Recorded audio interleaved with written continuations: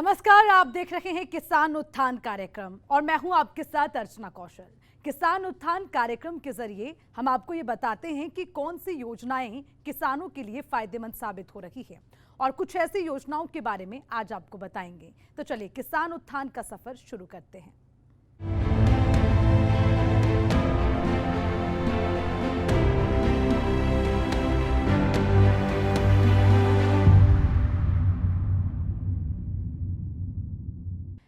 किसानों की आय बढ़ाने के लिए सरकार अनेक स्कीमें चला रही हैं और किसान उनका फायदा उठाकर अच्छा मुनाफा भी कमा रहे हैं।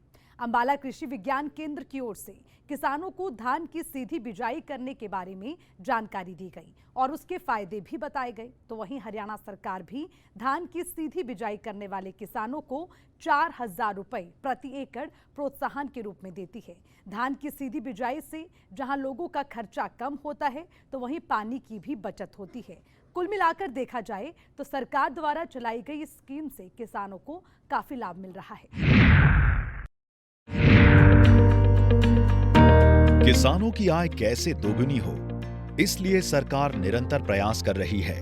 किसानों की आय बढ़ाने के लिए सरकार समय समय पर अनेक योजनाएं चलाती रहती है, जिसका किसान फायदा भी उठा रहे हैं। मुख्यमंत्री मनोहर लाल का लक्ष्य है किसानों को आर्थिक तौर पर अधिक से अधिक समृद्ध बनाया जा सके। कृषि विज्ञान केंद्र भी लगातार किसानों को जागरूक करने के लिए काम कर रहा है। इसी कड़ी में फिर एक बार कृषि विज्ञान केंद्र ने किसानों को धान की सीधी बिजाई के बारे में जागरूक किया और सीधी बिजाई करने के फायदों के बारे में भी किसानों को बताया।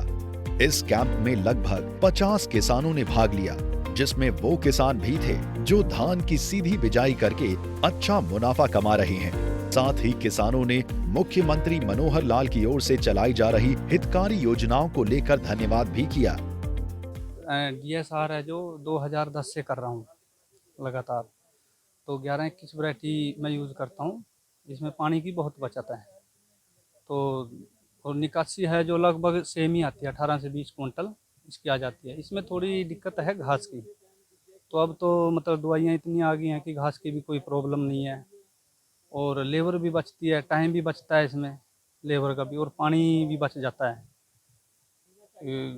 मतलब बहुत बढ़िया DSR का सिस्टम है इसका।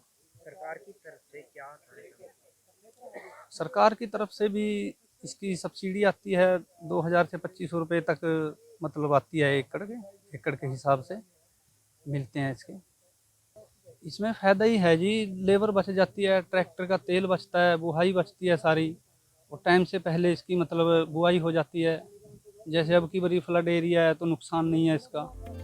धान की सीधी बिजाई करने से किसानों को बहुत फायदा होता है। एक तो लेबर का खर्चा बचता है, वहीं सरकार सीधी बिजाई करने के लिए किसानों को 4,000 रुपए प्रति एकड़ के हिसाब से प्रोत्साहन राशि भी देती है, जिससे किसानों को काफी सहायता मिलती है।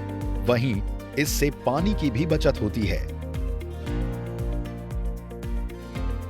बहुत ही वधिया तरीका है पानी ਨੂੰ ਬਚਾਉਣ ਲਈ, जो किसानों ਲਈ बहुत ही ਲਾਹੇਵੰਦ है।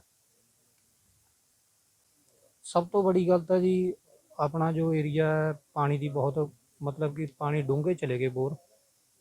पानी ਨੂੰ ਬਚਾਉਣ ਲਈ ਅਸੀਂ चलो KVK वाले ने साड़ी हिम्मत ਨੂੰ ਉਹ ਕੀਤਾ, ਸਾਡੇ ਨਾਲ ਰਲ ਕੇ ਸਾਨੂੰ जो सलाह ਦਿੱਤੀ ਅਸੀਂ ਉਹਨਾਂ ਦੇ ਪਹਿਰਾ ਦਿੱਤਾ।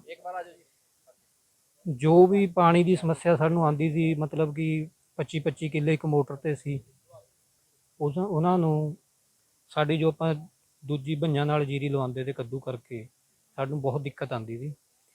DSR ने असी बहुत ही सखाले करते। मैं तकरीबन 2011 तो DSR कर रहा। सरकार चलो जो स्कीम दे रही है, जिस तरह की इस बार 4,000 रुपया सरकार ने प्रति किला एकड़ दी है, ਇਹਦੇ ਲਈ ਜ਼ਿਮੀਂਦਾਰਾਂ ਨੂੰ बहुत ही फायदा है। जो भी थोड़ा बहुता खर्चा आता है, बीज का आता है या किसी चीज़ का आता है, वो सरकार की हैल्प करके किसान सुखाला हो जाता है जी। इस करके मैं सरकार का भी बहुत धन्यवाद करता हाँ कि किसानों के नाल खड़ी है। जो ये स्कीमां हैं ये वध तो वध होर भी देनियां चाहिए हैं। मैं दूसरे किसानों को यही मैसेज देना चाहता हाँ जी भी मैं सीधी बिजाई तो संतुष्ट हाँ, भी आप सारे ਮੈਂ ਜ਼ਿਆਦਾ ਤਾਂ ਨਹੀਂ ਕਹਿੰਦਾ, 10 ਕਿੱਲਿਆਂ ਵਾਲਾ ਤਕਰੀਬਨ 1 ਕਿੱਲੇ ਤੋਂ ਸਟਾਰਟ ਕਰ ਲਵੇ, 2 ਕਿੱਲਿਆਂ ਤੋਂ ਸਟਾਰਟ ਕਰ ਲਵੇ। ਮੈਂ ਨਹੀਂ ਕਹਿੰਦਾ ਵੀ ਸਾਰੀ ਲਾਓ, ਜਿਉਂ-ਜਿਉਂ ਬੰਦੇ ਦਾ ਆਪਣਾ ਤਜਰਬਾ ਵੱਧਦਾ ਜਾਂਦਾ ਉसी तरह अपना किसान अगे बढ़ के DSR अगे तो अगे ज़्यादा कर सकता है। कृषि विज्ञान केंद्र की डायरेक्टर डॉक्टर उपासना ने बताया कि अंबाला में काफी मात्रा में धान की फसल लगाई जाती है और सरकार समय समय पर इसके लिए नई नई तकनीक लाती रहती है ताकि किसान उसका भरपूर फायदा उठा सके और उसका फायदा किसान उठा भी रहे हैं।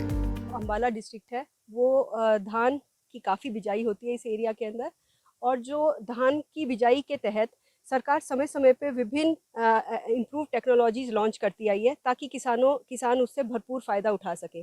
ये आज का प्रोग्राम है वो डायरेक्ट सीडेड राइस यानी धान की सीधी बिजाई, इसके तहत ये प्रोग्राम ऑर्गेनाइज किया गया है। यहाँ केवीके में प्राइवेट कंपनी जो है हमारे बीच हैं किसानों को अपने प्रोडक्ट्स के बारे में बताने के लिए। केवीके ने ये डायरेक्ट सीडेड राइस के ऊपर जो काम करना शुरू किया था वो 2010-11 से करना शुरू किया था, ताकि फार्मरों का दिक्कत ये थी कि जो फार्मर ट्रांसप्लांटिंग राइस करता था उसके तहत उनकी निर्भरता जो होती थी बाहर से आई हुई लेबर के ऊपर होती थी, और वो लेबर उसको ट्रांसप्लांटिंग राइस के अंदर खेतों में लगाते थे।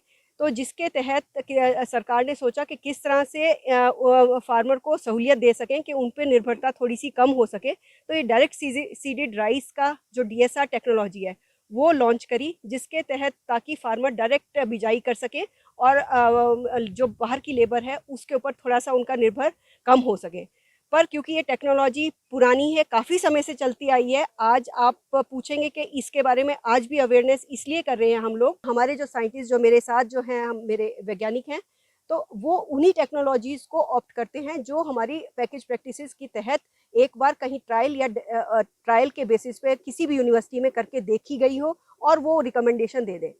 तो पर क्योंकि फार्मर बेनिफिट लेना चाहता है, प्राइवेट कंपनी अपने प्रोडक्ट्स लॉन्च करती है, तो इसलिए हम ये इस तरह का भी प्लेटफॉर्म प्रोवाइड करते हैं ताकि प्राइवेट कंपनी अगर कोई चीज़ ला रही है और फार्मर उससे रजामंद है करने के लिए, तो वो फ्री है किसी टेक्नोलॉजी को लेने के लिए। आपको बता दें कि पहले किसान जो धान की फसल लगाता था वो बाहर से आई हुई लेबर पर डिपेंडेंट था।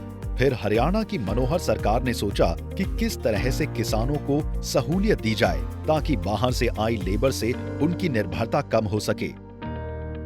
इसके लिए सरकार ने किसानों को धान की सीधी बिजाई करने के लिए प्रोत्साहित किया ताकि किसानों की बाहर से आई लेबर पर निर्भरता कम हो सके। लगभग यहाँ पे अंबाले में अगर बात करते हैं, लगभग यहाँ पे 15,000 हेक्टेयर के आसपास में ये अपना DSR होती है।